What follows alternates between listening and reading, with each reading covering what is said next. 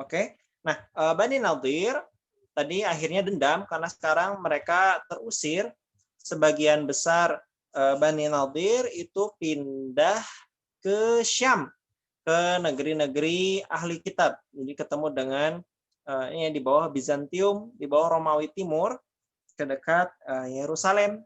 Nah, kalau kebanyakan pemukanya itu perginya ke Khaybar, ke Khaybar, Khaybar berarti ya.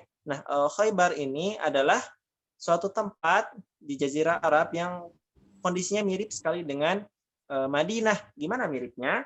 Yaitu diapit oleh gunung batu dan banyak kebun-kebun kurmanya. Mereka kenapa ada di Madinah dan ada di Khaybar? Tidak lain tidak bukan adalah bahwa Yahudi pada zaman ini ya nenek moyang mereka pindah ke sini untuk menyambut nabi akhir zaman yang mereka kira dari orang-orang Yahudi lagi yang nanti akan memimpin Yahudi akhir zaman untuk menguasai bumi, dan mereka juga sempat berpikir untuk membantai bangsa Arab karena bangsa Arab dianggap sebagai penyembah berhala, syirik.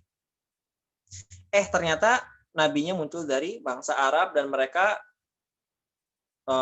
ini ya sifat nasionalisme yang fanatiknya keluar, sifat kesukuan, sifat ya nasional itu kan artinya bangsa ya, dan bangsa Yahudi akhirnya punya sifat tumbuh nasionalisme. Jadi ini sedikit berbelok. Istilah nasionalisme di negeri kita itu identik dengan hal yang dianggap baik ya, dianggap sebagai kepahlawanan, dianggap sebagai perjuangan. Padahal kalau di luar negeri, bukan di Indonesia, nasionalisme itu dianggap sebagai fanatik pada bangsanya yang rasis pada bangsa lain. Mungkin istilah yang lebih tepat, yang lebih diterima oleh seluruh orang adalah patriotis atau sifat kepahlawanan. Makanya memang menggunakan istilah nasionalisme itu harus ini ya, menurut saya baiknya dihindari, karena memang kalau sifat kebangsaan yang ditinggi-tinggikan, takutnya yang tidak dianggap satu bangsa kita malah memandang rendah, padahal la farqa bainal a'rabin wa a'jamin illa bittaqwa. Tiada beda orang Arab dan orang bukan Arab selain ketakwaannya. Nah, jadi memang itu sedikit selingan bahwa hati-hati menggunakan istilah nasionalisme khususnya di luar Indonesia, dan juga kita baiknya menggunakan istilah patriotis atau kepahlawanan, karena kalau kepahlawanan jelas tujuannya adalah untuk mesejahterakan seluruh bumi, seluruh manusia, dan itu syar'i ya, sesuai perintah Islam. Baik, nah baik lagi tadi Yahudi Bani Nadir itu hadir, muncul sifat kebangsaan Yahudi bahwa Rasulullah bukan dari bangsa Bani Israel, sehingga mereka memutuskan untuk memerangi Rasulullah Shallallahu Alaihi Wasallam saja. Di antaranya adalah mertua Rasulullah ya, Huyai bin Akhtab ya. Huyai bin Akhtab adalah pemimpin dari Bani Nadir yang keluar ke Khaybar. Mudah-mudahan saya tidak salah sebut nama ya, karena ada beberapa pemimpin orang-orang Yahudi, sehingga saya adalah Huyai bin Akhtab yang sebenarnya mertua Rasulullah, karena putri Huyai bin Akhtab dinikahi oleh Rasulullah, namun ayahnya tetap memusuhi Rasulullah, sehingga ya inilah yang terjadi.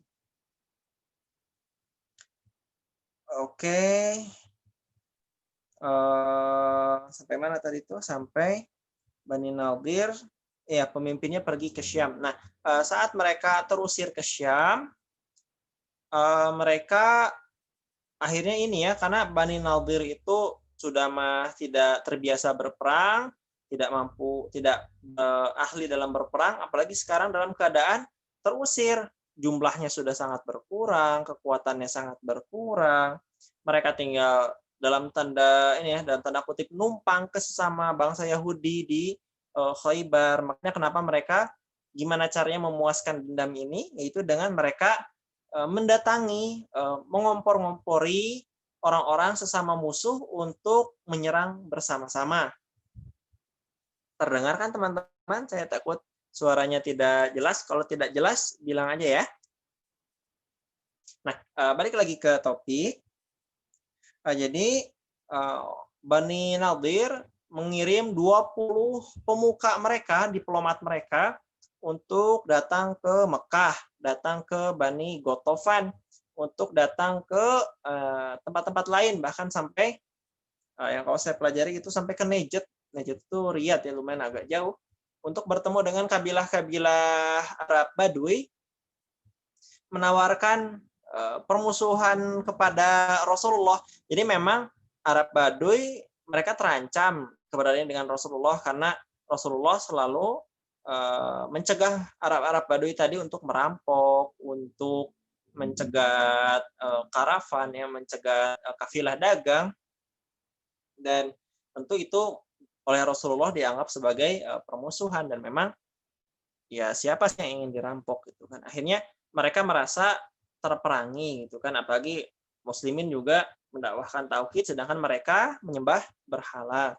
Jadi Arab Badui sendiri agaknya terusik dengan keberadaan Rasulullah, apalagi Rasulullah berhasil mengalahkan Arab Badui yang sudah kita ceritakan di sebelum-sebelum ini. Nah, kemudian orang Quraisy jelas mereka memusuhi Rasulullah, sudah panjang ceritanya. Mereka juga malu karena kemarin perang Badar kedua yang dijanjikan harusnya mereka melanjutkan perjalanan ke Badar, baru perjalanan kurang lebih 30 km, malah pulang lagi ke Mekah karena mereka takut, sedangkan Rasulullah mempropagandakan kekuatan muslimin di Badar. Jadi Abu Sufyan sekarang keluar dengan sekutu-sekutunya dengan persiapan yang sangat serius. Kemarin perang berangkat dengan 2.000 orang di perang Badar kedua, namun mereka pulang lagi. Sekarang mereka berangkat dengan sekutu-sekutunya, sebanyak mungkin yang bisa dibawa, selengkap mungkin, yaitu 4.000 pasukan. Jadi ini yang terbanyak ya. Dulu perang Badar mereka keluar 1.000. Perang Uhud mereka keluar 3.000 ya. 3.000 ya. Nah, sekarang mereka keluar dengan 4.000. Jadi ini pasukan yang terbanyak dalam sejarah, dalam kisah perang Rasulullah dari orang-orang Quraisy dan sekutunya. Sedangkan ternyata Bani Gotofan, Arab-Arab Badui lainnya, dan orang-orang yang sampai ke Najd, itu total ternyata lebih banyak dari pasukan Quraisy dan sekutunya, yaitu ada 6.000 personil. Jadi 4.000 dipimpin langsung oleh Abu Sufyan, 6.000 itu tambahan dari pasukan-pasukan lain, dihitung-hitung ada 10.000. Mungkin kalau 10.000 sekarang kayak sedikit. Iya, sekarang memang 10.000 itu seperti sedikit ya jumlah pasukan, karena memang sekarang populasi manusia cenderung lebih banyak daripada zaman tersebut. Nah, tapi pada zaman itu 10.000 itu angka yang sangat besar, hampir agak sulit sekali, langka sekali menemukan sejarah bangsa Arab mengeluarkan 10.000 prajurit. Itu hampir tidak tercatat ya, mungkin hanya sedikit saja dibandingkan dengan sekarang 10.000 ini berarti pasukan yang sangat banyak karena mengumpulkan hampir seluruh Jazirah Arab. Sedangkan Rasulullah hanya memiliki 3.000 tentara saja, 3.000 personil laki-laki yang siap berperang. Kalau mereka mengeluarkan segenap biaya, tenaga, upaya, persenjataan mereka lengkap, kalau 3.000 orang ini ya diada-adakan. Jadi bukan prajurit yang memang utuh, lengkap secara keterampilan, secara fisik, kesehatan, secara senjata. 3.000 itu yang diada-adakan. Jadi sebagian lengkap, sebagian lagi sebenarnya tidak layak berperang. Jadi memang riskan sekali untuk berperang melawan Al-Ahzab, pasukan sekutu ini. Nah, akhirnya Rasulullah dapat kabar kurang lebih 7 hari sebelum 7 hari itu ini ya, saat Quraisy Mekah berangkat, berarti ada kurang lebih kabarnya sudah sampai ke Rasulullah, berarti kurang lebih ada 7 hari lagi sebelum mereka sampai di Madinah. Maka Rasulullah pun bermusyawarah, ini sebelum 7 hari kita harus apa? Sebelum hari kita bagaimana harus mempersiapkan melawan pasukan yang luar biasa banyak seperti ini. Nah, teman-teman lihat ya bahwa Rasulullah jelas-jelas ditolong oleh Allah Subhanahu wa taala, ternyata ikhtiarnya tetap maksimal. Nah, kita harus ambil pelajaran di sini bahwa tawakal tidak boleh mengurangi ikhtiar dan ikhtiar tidak boleh mengurangi tawakal. Dua-duanya kita lakukan secara maksimal sebagaimana Rasulullah melakukannya. Oke. Nah, sekarang Rasulullah saat musyawarah dinasehati, diberi usulan oleh Salman Al-Farisi. Jadi Salman tuh kisahnya panjang. Saya ingin menceritakannya tapi nampaknya waktunya terbatas. Intinya dia kabur dari rumahnya yang awalnya dia adalah putra dari kepala daerah. Dia kabur mencari agama yang benar, ketemu Nasrani dan Nasraninya akhirnya menggambarkan akan keluar nabi akhir zaman di Jazirah Arab sebagaimana orang-orang Yahudi. Namun dalam perjalanan ternyata dibudak, akhirnya saat dibudak dia berusaha keras untuk mencari dana untuk memerdekakan dirinya sendiri. Walaupun berat, akhirnya dia dapat bantuan dari muslimin dengan harga yang sangat mahal, luar biasa mahal. Berapa ya, saya lupa. Ratusan batang kurma hidup, ya maksudnya ratusan pohon kurma. Itu kan ya kebun kurma raksasa berarti ya, bukan kurma yang sedikit, ratusan pohon kurma itu. Ya apalagi pohon kurma itu bisa berbuah sampai 300 tahun itu kan. Ya, cukup buat 7 turunan. Nah, intinya Salman diberi sangat mahal dan sekarang dia membuahkan istilahnya itu apa ya? Dia membuahkan bahwa dia merdekakan itu bukan hal yang sia-sia. Nah, bagaimana cara membalas budinya? Salman menceritakan bahwa orang-orang Persia dulu kalau diserang, mereka membuat parit untuk pertahanan. Nah, strategi parit ini adalah suatu hal yang sangat istimewa. Kenapa istimewa? Karena walaupun terkenal di negara-negara besar ya seperti Persia dan mungkin juga Romawi, namun bangsa Arab tidak kenal istilah perang parit. Jadi mereka tidak menduga sedikit pun, nggak ada rencana bahwa nanti saat mengepung Madinah bakal ketemu parit. Makanya kenapa Rasulullah memakai usul Salman tersebut, kebiasaan orang-orang Persia untuk dipakai dalam berperang dalam perang Al-Ahzab ini. Nah, jadi teman-teman, ini ya jangan salah, kan banyak ya yang maki-maki para dai, katanya apaan ini, pakai hadis ini mulu, man tasyabbaha qaumin fahuwa minhum. Barang siapa yang mengikuti suatu kaum, dia bagian dari kaumnya. Oh, berarti dosa ini. Padahal salah konteks. Yang dilarang oleh hadis ini adalah mengikuti dosa. Kalau mengikuti strategi militer, ilmu pengetahuan yang memang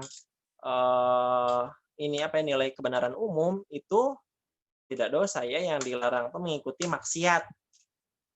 Misalkan lambang salib itu kan awalnya netral, tidak dimiliki agama siapapun.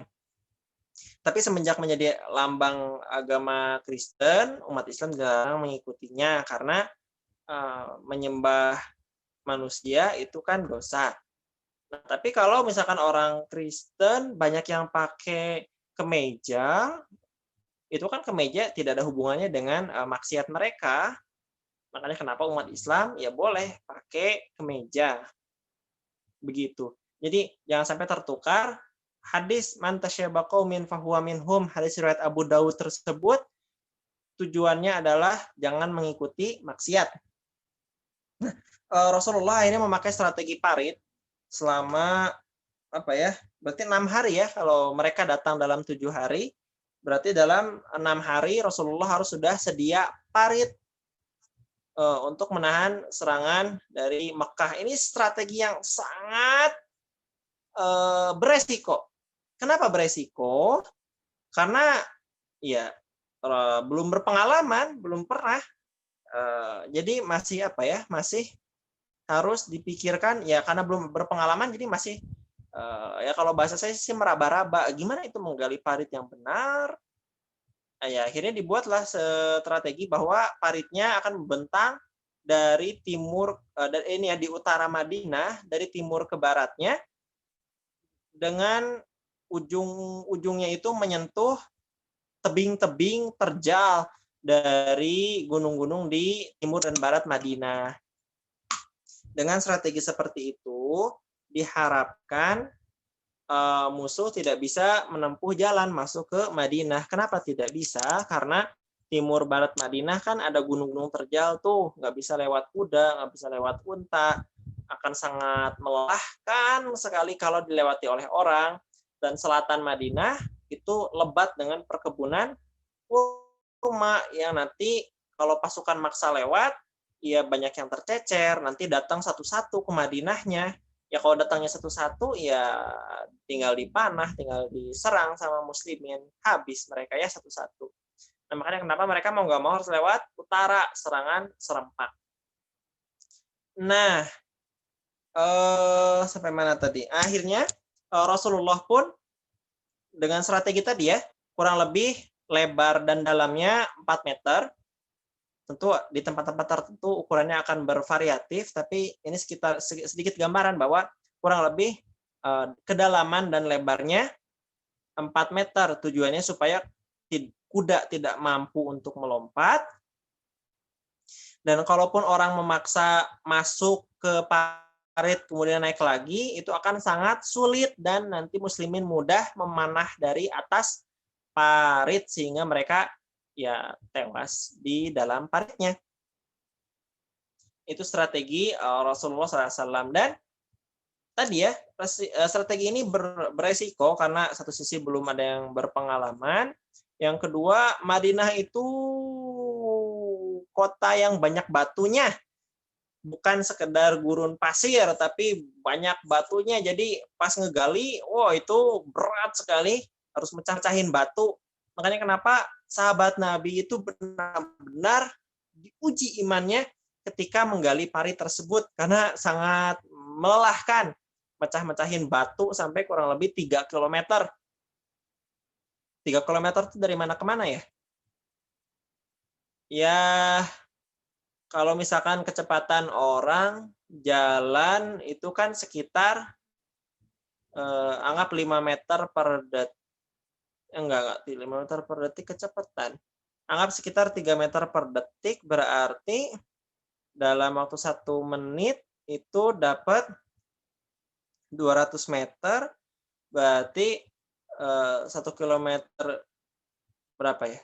Dalam 1 kilometer itu anggap 5 menit, berarti ya anggaplah 15-20 menit jalan konstan ya. Itu kan lama ya, jadi memang cukup jauh sekali. Dan personil hanya 3.000 tentara saja untuk menggali dalam waktu 6 hari dengan tanah yang penuh dengan batu. Dan apalagi di sana itu ada sedang musim dingin, lagi puncak-puncaknya musim dingin, sehingga akan sangat menyakitkan untuk mereka menggali. Jadi akan sangat menyakitkan karena ya sedang musim dingin, sedang akan menyulitkan badan, akan sangat menyakitkan badan untuk bekerja menggali parit, pekerjaan-pekerjaan yang berat. Terus hambatan yang lainnya adalah itu sedang musim paceklik. Bukan paceklik ini musim lagi bukan jauh dari musim panen. Jadi makanan sangat sedikit sekali. Tentara mereka yang menggali dapat jatah kurang lebih hanya 1 genggam gandum, 1 genggam tepung, 1 genggam tepung diadon, dioles dengan minyak untuk dimakan. Ya, teman-teman punya tepung kan? Ya, 1 genggam tepung diadon minyak, dimakan ya nggak enak dan dan tetap lapar untuk seharian kerja sekeras kayak gitu. Makanya kenapa sahabat Nabi itu sampai ngeganjel batu di perutnya. Jumlah tentara yang menggali berapa orang? Ada 3.000 ya, tadi sudah disebutkan 3.000 tentara di Madinah. Oke, balik lagi ke soal, ke tema. Jadi satu genggam diolesi minyak, diadon, kemudian dimakan, itu nggak kenyang. Satu genggam untuk pekerjaan berat, kuli seharian menggali parit yang sangat berat ya, dan dikejar harus 6 hari beres. Kalau sampai nggak beres sedikit aja, mereka akan sudah sangat kelelahan, musuh tetap bisa lewat. Nah, terus buat apa bikin? Nanti perangnya nggak punya tenaga, ya udah kekalahan telak bagi muslimin kalau misalkan sampai nggak beres. Dan alhamdulillah ternyata Rasulullah menghitung, dan ini ya, kepemimpinannya sangat dahsyat, itu beres beneran sampai sesaat sebelum musuh tiba. Jadi memang detik-detik yang sangat berharga itu dimanfaatkan sekali. Ya, makanya kenapa Muhajirin dan Ansor itu jasanya besar sekali, untuk pahalanya besar sekali, karena mereka benar-benar mengorbankan jiwa, raga, harta, dan segalanya untuk kebangkitan Islam ya saat itu. Nah, sebenarnya masih banyak yang harus saya ceritakan, nampaknya waktu makin terbatas. Kita lihat berapa menit lagi. Ada 8 menit lagi, insya Allah kita percepat materinya ya. Nah, ada pertolongan Allah yang luar biasa ketika perang Ahzab ini, khususnya ketika menggali parit. Ada banyak sebenarnya, tapi saya kisahkan saja karena tadi saya sempat menceritakan tentang kelaparan ketika menggali parit di musim dingin yang sangat menyakitkan tersebut. Mereka sampai mengikat batu saat mengeluh ke Rasul. Ternyata Rasul juga pas dibuka perutnya ada 2 batu. Jadi bukan cuma 1, 2 batu. Jadi lebih lapar Rasul daripada sahabat Nabi. Jadi mereka ngeluh pun malu sebenarnya. Jadi nah itulah pemimpinnya harusnya, yang kenyang terakhir, lapar pertama. Nah, itu pemimpin muslimin harusnya. Oke, nah ketika sedang menggali kelaparan seperti itu, ada sahabat Nabi namanya Jabir bin Abdillah, ia motong hewan, kemudian satu sok itu berapa ya? Seingat saya satu sok itu kurang lebih